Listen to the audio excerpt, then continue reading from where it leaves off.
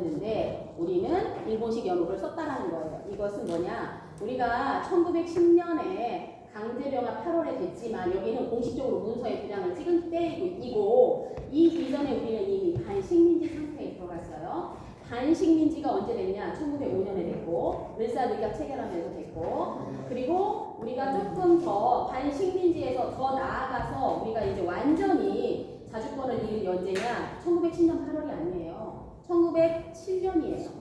7년에 헤이그의 고종이 밀사 파견했잖아요. 실패했죠. 그래서 이토 히로부미가 어떻게 하냐면 고종 황제를 황제의 자리에서 내려보내버려요. 퇴위시켜요. 퇴위시키면서 뭐가 없어지냐? 황제의 부대가 없어져요.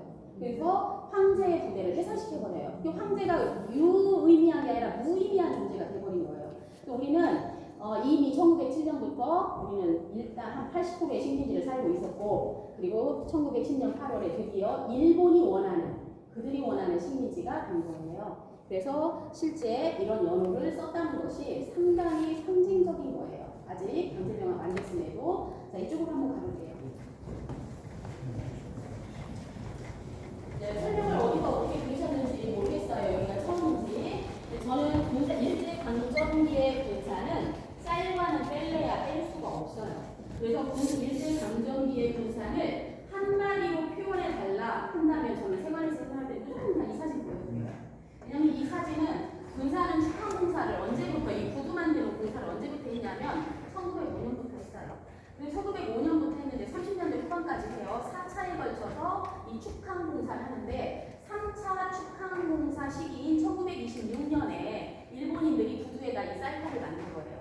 그래서 이 쌀탑을 만들어서 여기다 뭐라고 썼냐면 축항기공 역전정우회. 이게 역전정우회에서 축항을 축하한다고 이 쌀감 아니고 탑을 만들어 준 거예요.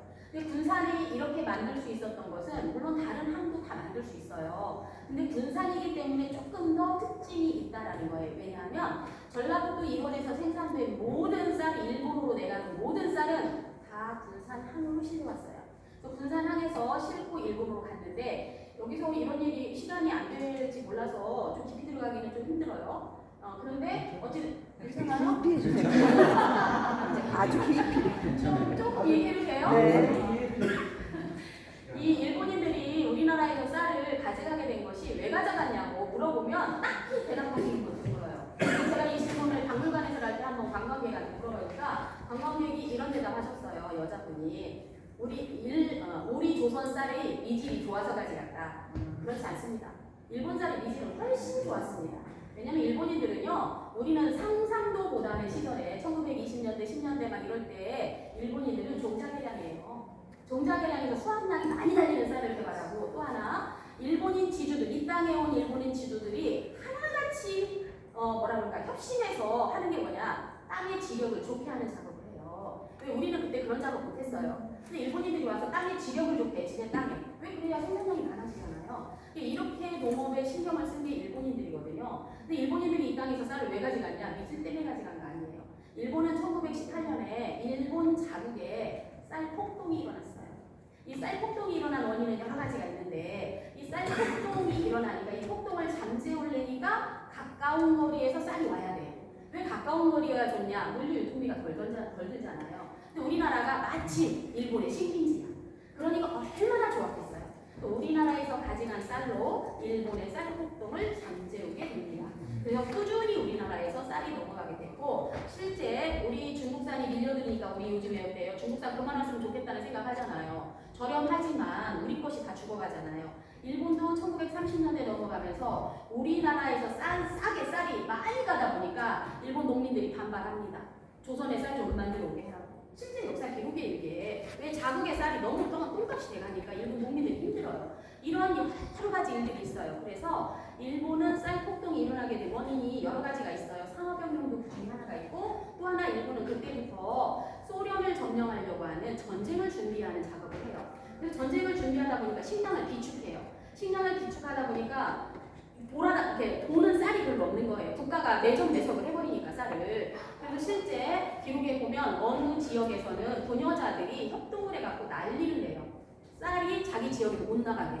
왜냐면 먹고 살기가 너무 힘드니까. 실제 일본도 이런 여러 가지 원인들이 있어요. 그래서 우리나라 쌀이 일본으로 그렇게 많이 가게 된 겁니다. 자, 그래서 우리는 항상 배고른 민족으로 그걸 믿는 거예요. 일본으로 쌀이 내려다 보니까 박물관에 가서 보시면 3층에 이런 공간이 있어요. 예, 들어보셨는지 모르겠는데 미선소를 약간 미니어처식으로 만들어놨어요. 미선소가 뭐냐면 쌀미자 고를선자 써요. 그래서 쌀을 고르는 거예요. 근데 쌀을 어떻게 고르냐? 예를 들어드릴게요. 완전한 한 풀의 쌀, 단파된 쌀, 쌀액이 이런 거 골라내는 거예요. 근데 완전한 한 풀의 쌀이 일본에 갈 때 한가마니가 가면 굉장히 비싼 가격에 가는 거예요. 근데 반파된 쌀은 조금 저렴한 가격에 가겠죠. 그래서 이런 일을 하는 그 우리나라의 장소들이 있는데 이게 미선소고 이런 일을 하는 사람들을 미선공이라고 불렀어요. 근데 미선공은 대체로 다 누가 하냐? 여자들이에요.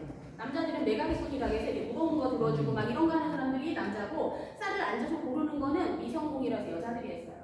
근데 전쟁은 이렇게 무서운 거라는 게 우리가 이제 체험하지는 않았지만 전쟁은 우리가 겪은 세대는 아니잖아요. 그러나 우리가 간접 교육으로 인해서 많이 들었잖아요. 책을 본다거나 교육을 받으면서. 근데 전쟁 속에서 가장 피해를 본 게 어린아이와 여자다라는 것을 이 미선소 여공이 미선소 그 쌀을 고르는 사람이 되면은 미선공이 되면은 느낄 수 있는 게 뭐냐면 퇴근 자기 마음대로 못해요. 퇴근해야 하잖아요. 퇴근 시간이 되면 퇴근 못합니다. 줄 서야 돼요. 지금 이렇게 막 자기 멋대로 지금 줄을 서셨지만 일렬로 쭉 섰겠죠. 그러면 일본인 관리가 누구냐? 이 미선공은 대체로 여자라겠잖아요. 이 그 미선공을 관리하는 일본인 관리는 남자예요. 근데 이거 왜 퇴근 시간에 퇴근을 못하고 줄을 서냐면 몸규진을 그 검열을 받아야 돼요. 그러죠. 근데 쌀을 훔쳐가는데 사람들이 이렇게 훔쳐가진 않아요. 막 푸석하게 넣어가지고 막 나 훔쳐가고 간다, 응? 막 이렇게 쌀을 이렇게 도둑질은 안 해요. 누구도 지금도 이렇게 도둑질은 안 해요. 그러니까 당시에 우리의 어머니나 그 언니들이 어떻게 했겠어요? 아주 깊숙한 장소에 주머니를 달겠죠. 그래서 여기까지는 걔네들이 차마 우리를 몸뒤짐하지 못할 거야. 근데 거기까지 주셔요. 그래서 진짜 찾아내면 일본인 관리가 시키는 대로 하던지 내가 이 직장을 그만둬야 돼요. 그럼에도 불구하고 이 그 미성공에 대한 이야기는 어디에 가장 잘 나오냐면 조정래 선생님의 아리랑이 겁나게 잘 나옵니다. 그래서 거기 읽어보시면 미성공들이 어떤 미성공의 가장 대표적인 그 아가씨가 나와요. 아리랑에 수국이. 그래서 이 땅에 많은 수국이들이 이런 참혹한 현상을 겪은 거예요. 이게 쌀과도 연관이 있고 군산이라는 도시, 전라북도라는 도시와도 연관이 있습니다. 자, 이쪽으로 한번 넘어갈게요.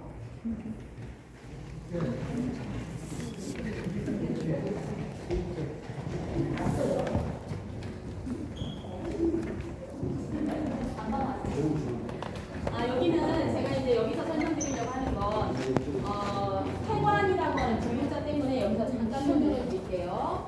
여기 초대 조선해관 총세무사 멸렌도르프 이렇게 써 있잖아요. 우리 총세무사는 요즘 말로 관세청장이라는 소리예요. 그리고 멸렌도르프는 이제 초대 관세청장이니까 멸렌도르프다 이렇게 생각하시면 되는데 여기 조선해관이라고 써 있는데 이게 여기서 우리가 힘이 약했을 때 어느 나라의 영향력에 아래에 있었냐에 따라서 이 관공서명이 달라진 케이스예요. 이 기관이. 그래서 여기 해관이라고 할 때는 우리나라가 중국의 영향력 아래에 있을 때예요. 그래서 중국은 지금도 우리가 생각하는 이 세관을 해관이라고 불러요. 그러면 우리는 왜 세관이라고 바꿨다는 거죠? 일본식으로 바꾼 거예요. 그래서 언제 바뀌었냐? 1907년에 바뀌었습니다. 그래서 1907년부터 우리는 해관을 세관이라고 바꿔 부르게 된 거예요. 그래서 우리가 이런 역사성이라는 게 있고 이 멜렌도르프 이 아저씨 사무관대 엄청 잘 어울리잖아요. 이 사람 중국으로 온 사람인데 중국에 와서 처음에 관세청 이런 데 들어가서 일을 했어요. 근데 잘 안 맞아 자기하고. 그래도 이 사람이 관세청 일을 그만두고 뭐를 하냐면 이 그 독일인이잖아요. 중국에 와서 활동하는 독일인들 이런 그 정부 요직에 있거나 이런 사람들 요즘 말로 VIP들 통역을 맡아요. 근데 이 사람이 이제 통역한 사람이 누구냐면 중국의 이홍장에 통역을 합니다. 이홍장이 나중에 이 사람을 조선 땅에 보내요. 그러면서 뭐라고 하냐면 이 사람이 와가지고 고종 황제에게 뭐라고 하냐면 황제폐하 개항을 많이 해야 하옵니다 이렇게 합니다. 왜냐하면 당신은 개항하는 게 트렌드예요. 트렌드. 근데 개항을 하려면 돈이 많이 들어요. 그러니까 이 조선의 관리들이 개항을 그만해야 된다고 말려요. 그래서 실제 군산의 개항을 언제 하냐면 1899년 5월 1일 날 했는데 군산의 개항이 결정된 건 1898년 5월에 결정됩니다. 근데 1898년 5월에 이제 군산을 개항해야 된다고 대신들 10명이 모여서 회의를 했는데 대신들이 반대하고 하니까 고종이 뭐라고 할 수가 없어요. 그러니까 고종이 뭐라고 말을 하냐면 이렇게 얘기했어요. 다수의 뜻에 따라라. 근데 투표를 한 거예요, 요즘 말로. 그럼 군사를 개항을 할 건지 말 건지. 투표를 했더니 7대 3으로 나온 거예요. 이게 고종이 다수의 뜻에 따라라 라고 했잖아요. 7이 승이 이게 개항하라예요. 그러니까 이거를 고민하다가 황제의 명이 있으니 우리는 개항을 해야 됩니다 라고 해서 1년 후에 군사당이 개항을 하게 됩니다. 근데 고종은 개항을 많이 하고 싶어 해요. 왜 개항을 많이 하고 싶어 하냐? 돈 많이 드는지 알아요. 고종이 모르는 게 아니에요. 그러나 고종은 개항을 많이 하고 싶었던 것이 청일전쟁을 겪으면서 그리고 우리가 이렇게 일본이라는 나라를 겪으면서 일본의 힘이 강성해지고 있다는 걸 고종은 알아요. 그런데 대한제국이잖아요. 제국인 황제가 생각할 때 이거 내 나라잖아. 지금처럼 민국이 아니잖아요. 제국이잖아요. 이 고종이 어떻게 생각하냐면 내가 혼자 일본을 상대하기에는 일본이라는 나라가 나한테 벅차구나. 그러니까 개항을 많이 해가지고 서구 열강이 들어와서 서구 열강에 많은 나라가 들어와서 일본과 세력의 균형을 맞춰주기를 바래요. 그래서 세력 균형을 맞춰주길 바래서 개항을 많이 하기를 원하지만 고종이 원하는 대로 세상이 굴러가지 않았죠. 근데 결국은 대한제국이 역사 속으로 이제 사라지는 이런 일들이 벌어지게 된 거죠. 쭉 뭐 이런 일들은 그 이후에 이제 벌어진 일들이에요. 그래서 역사 공부하시면 조금 나오는 얘기들이고요. 자, 이쪽으로 한번 가볼게요. 이쪽으로 가볼게요.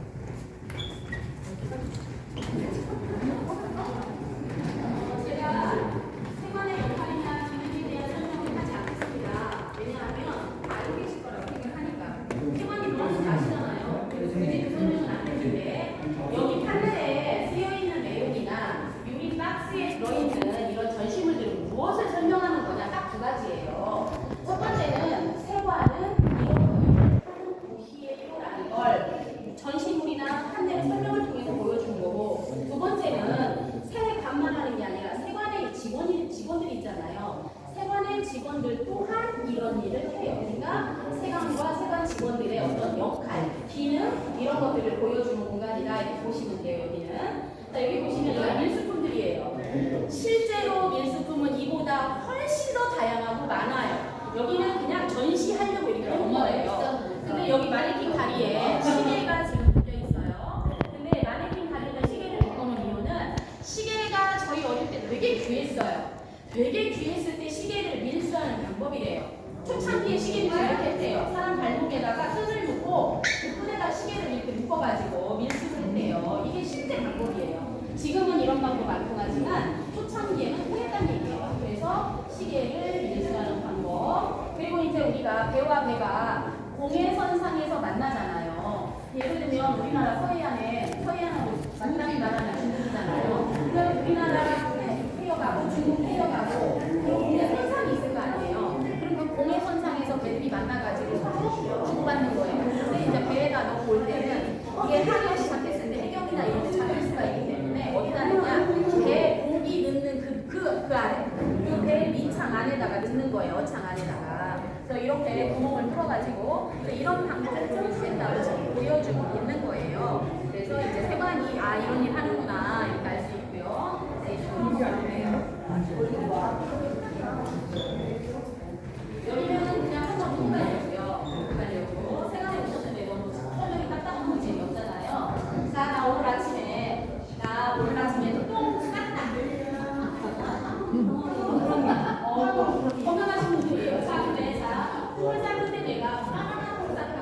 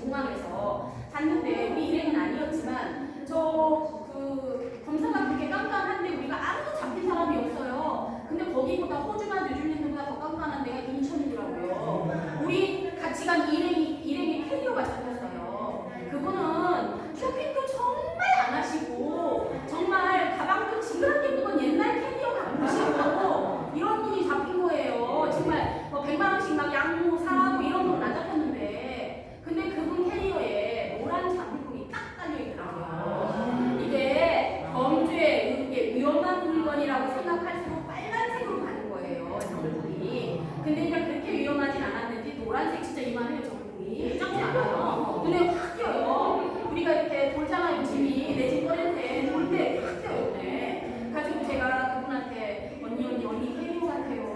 이상하게 장물품이 있다게 야 내 거 아니야. 내가 했는데 본인 거예요. 나왔는데 본인 거. 근데 저희 이제 4명이 갔는데 3명은 제대로 나왔어요. 출구로. 그분은 세관 직원이 와서 데려갔어요. 못 나와. 가방이 불이 반짝반짝반짝 해가지고 이 경로를 이탈합니다. 더 죽이겠지 소리가. 못 나와요. 세관 직원이 있는 데로 가서 이제 세관 당황하시고 있는데 근데 인천이 저는 울트라 캡장 인천에도 잡혔는데 한국말로 하는 데잖아요. 근데 이분이 한국말도 못해요. 진짜 그분 나이가 이래서 내셔. 근데 한국말도 못하는 거예요. 잡혀가고 쫄아가지고 제가 우리는 이제 여기 서서 이렇게 보고 있고 근데 아시잖아요. 지방 사람들은 리무진을 타야 돼요. 시간 안에. 그렇기 때문에 못 오는 수가 있어요. 근데 그분이 빨리 나와야 되는데 그래서 왜 나중에 나오셔서 왜 그러냐고 물어보니까 그분 캐리어에 엄청 문제로 하는 문제야. 고데기가. 고데기를 2개를 가봤는데 고데기에 철판이 있는 문제가 있었어요. 근데 그게 엑스레이가 뭘로 이루어냐? 모기로 이루어버린 거예요. 왜 그러냐면 그래서 1도가 맞잖아요. 그러면은 얘를 0.5 이거를 권총 이렇게 해보면 1도가 맞으면 엑스레이가 얘를 권총으로 인지하는 거예요. 그래서 실제 이제 보여주고 다 해주고 따지고 다 하고 확인시켜주고 이렇게 나온 적이 있어요. 그래서 하시면 안 된다는 거예요. 밀수하지 말라고 보여주는 거 받아버립니다. 그거는 어떻게 하냐? 먹는 것만이 아니라 한 문에다가 마약처럼 밀어넣기도 해요. 근데 이제 마약처럼 밀어넣는데 제가 이 질문을 여기 쓰려고 저희 했는데 우리나라 그 S대에서 오신 교수님들 그 세미나 오셔가지고 제가 설명한 적 있어요. 근데 S대가 그렇게 많은지 몰랐어요. 우리나라에. 처음에는 오리지널 S대 교수님들을 했는데 제가 다음에 교수님들한테 서울에 오신 S대 교수님들이라고 했더니 S대가 오리지널 교수님들이 왜 그러나 했더니 저는 그것까지 생각도 못 해봤네요. 성신여대, 시립대 다 S대더라고요. 다행히 맛있더라고요. 저는 하나만 했는데 근데 실제로 그 교수님들이 뭐라고 말씀하시냐면 제가 학문에다 과약처럼 밀어가지고 밀수를 한다라고 했더니 교수님 한 분이 물어봤어요. 아주 점잖게. 평균 몇 개 정도 들어가나? 이렇게 물어봤어요. 제가 교수님이시잖아요. 근데 저희가 보통 쓰는 표현으로 하면 안 되잖아요. 안 들어가는 거리를 또 그냥 쫙 돌려가지고 교수님 사람마다 가죽에 그렇게 말하면 안 돼요. 그렇게 말하면 그런 아줌마 소리가 그래서 제가 교수님 사람마다 늘어나는 가죽의 탄성도가 달라서 이렇게 표현했습니다. 그래서 교수님은 한 50개 들어가지고 이쪽 교수님은 한 200개 들어가지고 아무도 모른다. 정말 집에 가서도 너무 궁금하시면 직접 보시고 저한테 연락 줘라. 제 해설하는데 많은 도움이 될 것 같다. 얘기했는데 지금까지 안 나온 거예요. 그래서 이렇게 일수를 하는 방법인데 다 잡아내니까 이런 거 하지 말아라 하는 거예요. 그래서 그냥 수령 한마디 했다고 생각하시고 이쪽으로 나갈게요.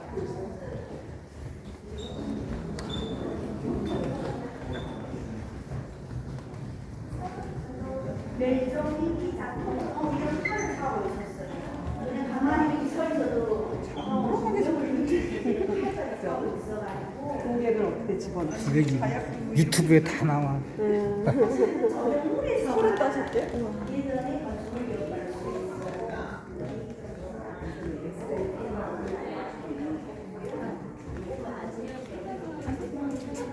가짜 상품이에요. 가짜 상품이에요. 이때 진품이 있어요. 진품이 어떤 거냐면 호랑이 가죽, 그 밑에 물소풀, 그리고 여기 에르메스 접시. 이 세 개는 진품이에요. 그리고 나머지는 다 가품이에요. 그래서 실제로 이런 호랑이 가죽이나 물소풀 이런 동물들과 관련된 것은 함부로 가지고 들어올 수 없어요. 아예 못 들어와요. 근데 가지고 들어오다 압수당한 거라고 생각하시면 돼요. 그래서 하지 말라는 건 안 해야 되는데 꼭 하시는 분들이 있기 때문에 우리가 이런 거 구경하게 되는 거예요. 자, 그리고는 가짜 상품이에요. 그리고는 이쪽에 이게 눈높이에 맞춰서 세관 직원들이 얼마나 공무원들이 신경을 썼겠어요. 여자분들 백 좋아하시잖아요. 시계 좋아하시고 이런 거 눈높이에 맞춰서 높이 전시해놨고 아이들 눈높이에 맞춰 아래에 놨을 거예요. 근데 이 백라인은 저희가 이제 그 세관 과장님으로부터 브리핑을 받았어요. 저희가 해설을 할 수 있어야 되니까. 근데 세관 과장님이 뭐라고 말씀하셨냐면 A급 짝퉁이다. 아시죠? A급은 일반인 구분 못해요. 네, 일반인 구분 못해. 그럴 정도로 정교하게 만들어진 짝퉁이라고 생각하시면 돼요. 자, 그리고 여기는 이제 아이들 좋아하는 거 이렇게 있고요. 이런 거 인형도 아니에요? 인형을 진짜 상표가 있는 인형은 비싸요. 근데 여러분들이 그 인형 뽑기에서 500원씩 뽑고 막 이런 거 다 메드 인 차이나예요. 네, 그래서 이렇게 싼 거고 이런 거는 진품은 인형도 비싸요. 몇만 원씩 다 가요. 그리고 자 이제 이쪽에 오시면 우리나라는 개인이 무기를 소지할 수 있나요? 없어요. 없죠. 이런 거 신고하지 않고 가지고 오면 안 돼요. 그래서 신고하고 가져와야 되는데 신고하지 않고 몰래 가지고 오다가 들킨 제품들이 압수된 제품들이에요. 그리고 아래는 마약이에요. 마약을 이렇게 다양한 방법으로 바꾸는데 이거는 여기서 보여주는 이 방법은 클래시컬한 방법이에요. 고전적인 방법. 지금은 언젠가 뉴스에 나왔어요. 마약을 이렇게 갖고 오면 다 걸리니까 어떻게 갖고 갔냐면 내가 먹었어요. 실제 9시 뉴스에 얼마 전에 나왔어요. 근데 그 약을 비닐에 놔둬갖고 내가 먹었는데 이 약이 뱃속에서 비닐이 불어서 터졌어. 그래서 이 사람 진짜 죽었어요. 실제 목숨을 아끼지 않아요. 마약이 돈이 되기 때문에 이거 9시 뉴스에 얼마 전에 몇 년 전에 나왔어요. 그래서 실제 이렇게 가리지 않고 하는 거고 여기 이 무기 중에 가장 위험한 무기는 조준경이에요. 여기 남자분들은 잘 아실 거예요. 여자분들은 잘 몰라요. 이 조준경을 주로 누가 사용하냐? 특공대 애들이 많이 써요. 경찰 특공대 이런 저격수 이런 애들이 써요. 왜냐하면 총에다가 이걸 이게 부착을 시키잖아요. 장거리에 있는 사람도 정확하게 조준해서 쏠 수 있어요. 이거 절대 갖고 올 수 없어요. 그런데 가지고 오다가 이게 압수된 물품이라고 보시면 돼요. 그래서 이제 이런 것들 여기 가짜 상품들 있고 진품도 가죽 개 중에 조금 섞었고 조준경은 진품인지는 말 안 해주셨어요. 그런데 어찌됐든 이런 것들이 있다. 갖고 오면 안 된다. 이런 거 보여주는 거고 아까 말씀드린 대로 세관은 이런 일을 하는 공간이에요 라는 걸 보여주고 지금 이 공간에 오신 것은 국내 유일의 대한제국 말기에 지어진 세관으로는 국내 유일한 건물에 지금 오셔서 보고 듣고 계시는 거다 이렇게 보시면 될 것 같습니다. 세관 해설은 여기서 마치도록 하겠습니다. 감사합니다.